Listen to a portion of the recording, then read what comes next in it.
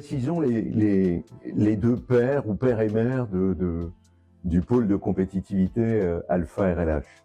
C'est le pôle de compétitivité Elopsis à Limoges, qui travaille sur l'électronique, sur les fibres, et le pôle Alpha Route des Lasers, qui fusionne en décembre 2016 pour faire un outil assez extraordinaire qui accompagne la filière. C'est une fierté pour moi, pour un président de région, que de lancer dans l'écosystème de l'optique et des lasers, on le fait sur d'autres, ce regroupement régional, cette fédération régionale qui muscle nos capacités d'accompagnement des entreprises et le relais d'une certaine manière d'une innovation publique, d'un financement public massif et repris par le secteur public-privé que sont les pôles de compétitivité.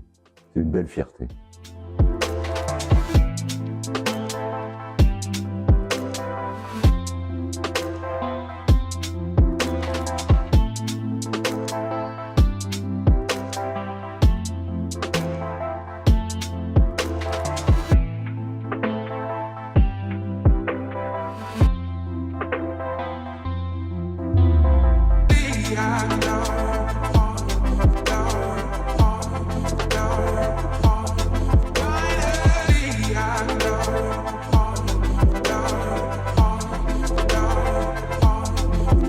Le CESTA a eu un rôle essentiel dans la création de ce pôle par la décision prise en 1995 par le gouvernement, le premier gouvernement Chirac, dans le cadre de l'installation des arts méga-joules.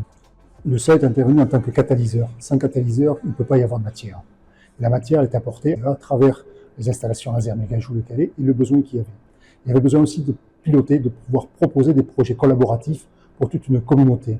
Et c'est le SEA qui a joué ce rôle collaboratif de mettre tout ça ensemble pour pouvoir arriver à aboutir sur des projets qui ont derrière eu tout un tas d'aboutissements, création de valeur, création d'entreprises, création de start-up et création d'emplois. Et c'est ça l'essentiel quand on crée un pôle de compétitivité. C'est aussi, ça fait partie de la réindustrialisation de la France.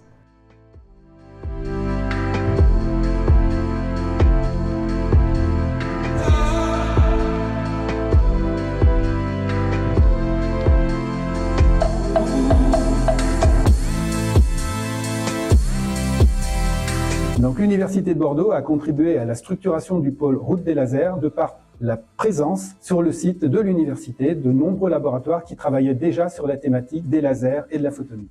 Le pôle Alpha RLH joue un rôle important dans l'innovation parce qu'il met en relation justement les entreprises et les chercheurs. Il aide au montage des projets, les labellise, ce qui leur donne plus de valeur et donc plus de chances de réussite.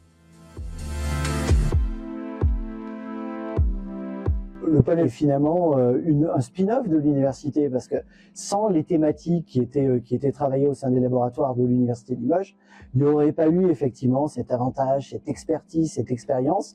Il n'y aurait pas eu le tissu économique qui commençait déjà à naître sur le territoire. Il n'y aurait pas eu de pôle de compétitivité comme ça avait été imaginé au début. Donc on peut dire que l'université est un des parents du pôle de compétitivité. Le pôle où cet écosystème permet d'avoir un continuum de l'idée, de la recherche fondamentale, à la recherche partenariale, jusqu'à la valorisation et la création d'entreprises.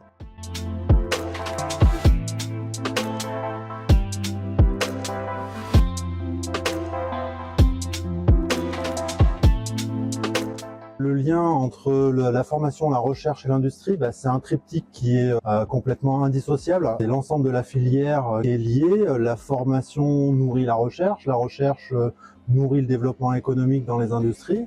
Et ça, c'est un cercle vertueux puisque on a ensuite la création de valeur sur le territoire qui, quelque part, revient stimuler et les formations et la recherche. Tous fonctionnent de cette manière harmonieuse.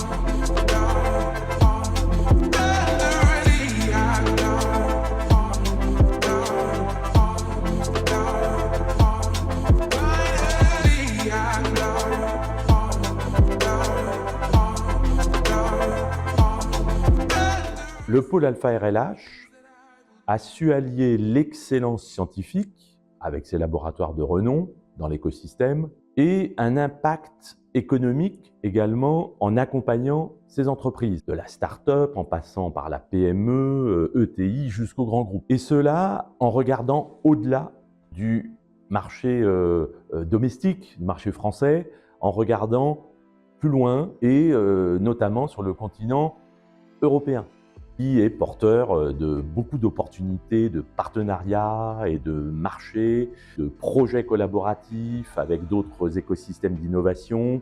Mais nous avons également très tôt compris qu'il fallait permettre à nos adhérents de se projeter plus facilement sur les grands marchés internationaux, planétaires. L'innovation doit donc gagner toute la surface de la planète. Pour cela, nous avons mis en place des représentations, la première en Chine, dès 2011, Amérique du Nord 2015 et le petit dernier, après la crise sanitaire du Covid, au Japon.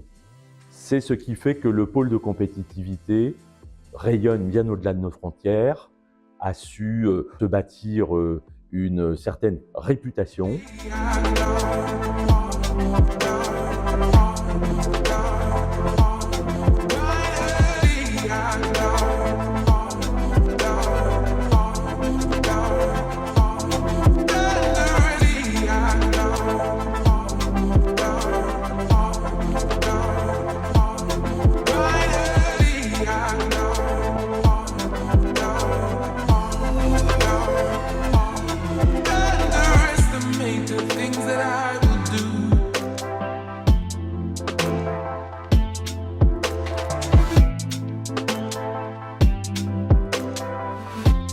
Ce qu'il faut voir, c'est que on doit essayer d'être chaque fois un pont plus loin, de regarder jusqu'où l'optique et les lasers ou le quantique va nous servir demain pour assurer une souveraineté technologique européenne et nationale.